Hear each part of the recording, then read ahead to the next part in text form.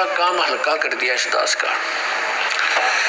एक तो ये सिद्ध कर दिया कि ब्रह्मा और विष्णु और शिव और रुद्र, महेश्वर जिसको कहते हैं, ये भगवान नहीं है, ये ईश नहीं है।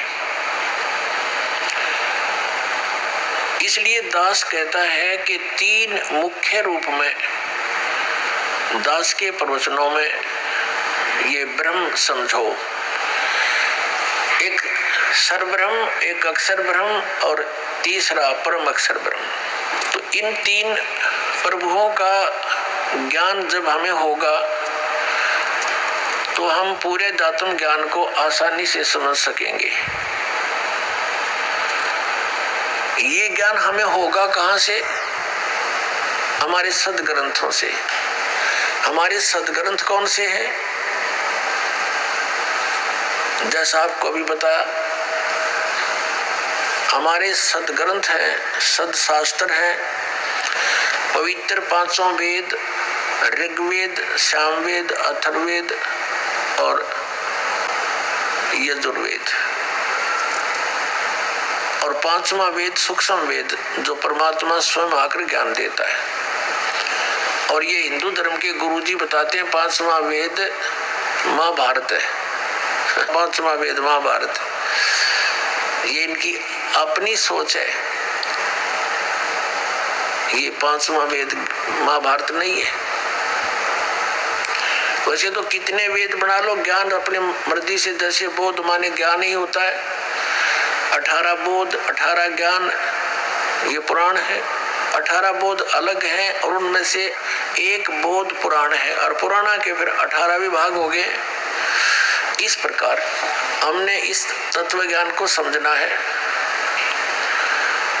प्रसंग चला है कि परमात्मा की प्राप्ति के लिए हम इतना कठिन प्रयत्न करते हैं। प्रत्येक मानव ये मानता है कि कोई शक्ति है जो हमें सुखी कर सकती है, कोई ऐसी पावर है।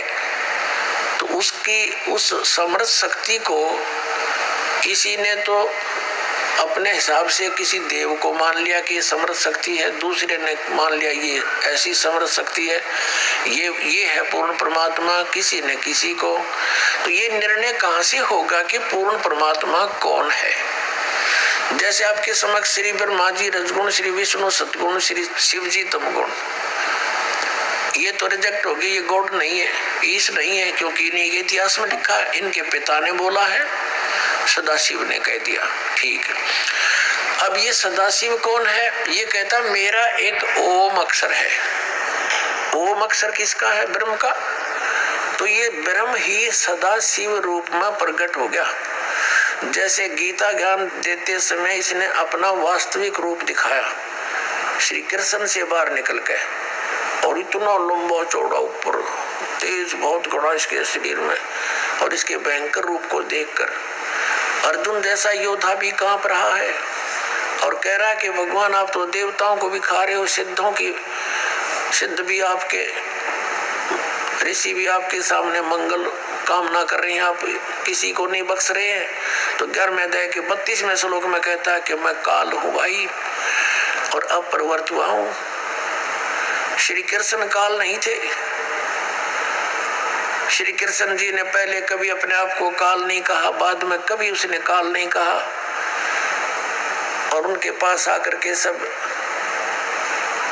ग्वाल बाल गोपिकाएं तथा पशु पक्षी भी प्यार पाते थे।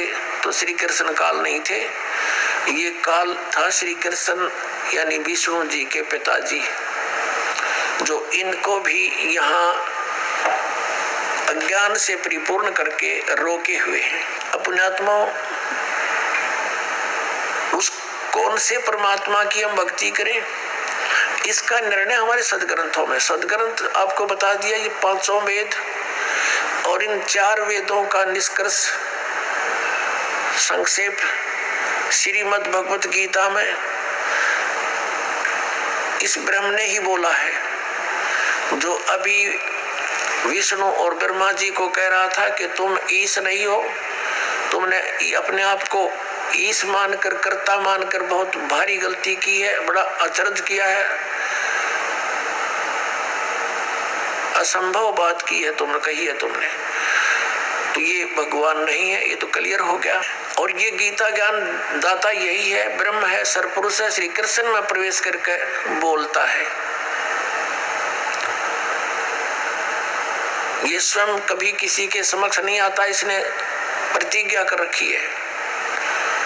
श्रीमद् भगवत गीता अध्याय नंबर 7 के श्लोक 24 और 25 में यही गीता ज्ञानता था, ये ब्रह्म, ये काल, सदाशिव जिसको कहते हैं, ये कहता है कि मैं कभी किसी के समक्ष अपने वास्तविक रूप में नहीं आता। मुझ अव्यक्त को ये व्यक्तिम आपनम मन्यन्ते, ये बेबुद्धि के लोग, मंदबुद्धि के व्यक्ति मुझे श्री कृष्ण मान रहे होंगे व्यक्ति रूप में प्रकट। आई एम नॉट कृष्ण, मैं अपनी योग माया से छुपा रहता हूँ, मैं कभी किसी के समक्ष नहीं आता। ये मेरा अनुत्तम एक नियम है, घटिया नियम है और अविनाशी अटल नियम है कि मैं कभी अपने वास्तविक रूप में, जो ये मेरा रूप है, असली मैं काल हूँ, मैं किसी के समक्ष नहीं आता। तो ये कहता है कि मुझे ये कृष्ण मान रहे हैं, मैं कृष्ण नहीं, मैं गुप्त अपने कार्य जो करता हूँ, मेरे कर्म और जन्म अलौकिक है। श्रीमद् भगवत गीता अध्याय नंबर 4 के श्लोक नंबर 5 और 9 में इसने स्पष्ट किया है। इसके जन्म और कर्म अलौकिक कैसे हैं, ये अभी आने वाले समय में आपको बताएंगे। यहाँ प्रसंग चल रहा है कि 3 पुरुष है। अब साथ में एक कंसेप्ट और क्लियर करना पड़ेगा कि कौन से सदग्रंथ हैं जिनको हम प्रमाणिक माने। जैसे उपनिषद है, कोई कठोपनिषद है, कोई मांडुक्य उपनिषद है। ये मांडुक्य नाम का एक ऋषि था, उसने जैसा वेदों को समझा और जो अपना भक्ति विधि अपनाई और उससे जो उसको अनुभव हुआ, उसने अपना अनुभव लिख दिया। वो उस मांडुक्य ऋषि का अपना अनुभव है। उस उपनिषद में जितना भी ज्ञान वेद और गीता से मिलता है तो वो वेद और गीता का है, बाकी का उस मांडुक्य के अपने घर का है, वो हमें मान्य नहीं है, जो वेद विरुद्ध है। ऐसे ही अन्य उपनिषद समझे आप। तो ये ऋषि कृत है और ये वेद और गीता ये परमात्मा कृत है, प्रभु कृत है। गीता जी के अंदर थोड़ी सी भिन्नता है। जैसे जो ज्ञान वेदों वाला है वो सही है, कुछ ज्ञान में इसने अपनी अटकल लगाई है। ब्रह्म ने जो वेदों में ज्ञान दिया वो तो पूर्ण परमात्मा ने दिया है, इसके अंदर फीड कर दिया, इसका उसमें कोई रोल नहीं रहा। लेकिन आगे इसने ज्ञान दिया है तो ये बीच में इसका ये कहा जाता है कि ब्रह्म दत्त, ये ब्रह्म ने दिया ज्ञान। जैसे ये जीव है, ये है तो भगवान का, और जिस माँ से जन्म ले लिया तो वो फिर उसका अधिकार मानती है कि मेरा है, ऐसा समझ लीजिए। और फिर उसी का ही कहा जाता है, बोला जाता है व्यवहार में। तो ऐसे ही चारों वेद पूर्ण परमात्मा ने दिए थे, इसके अंदर फीड कर दिए थे अंतःकरण में ब्रह्म के, सरपुरुष के। इस सरपुरुष ने, ब्रह्म ने अपने श्वासों के द्वारा इसको बाहर निकाला, अपने आप निकल के समय आने पर समुद्र के अंदर फिर इसने बाद में चारों को छुपा दिया था, जो बाद में सागर मंथन करने पर ब्रह्मा जी को प्राप्त हुए।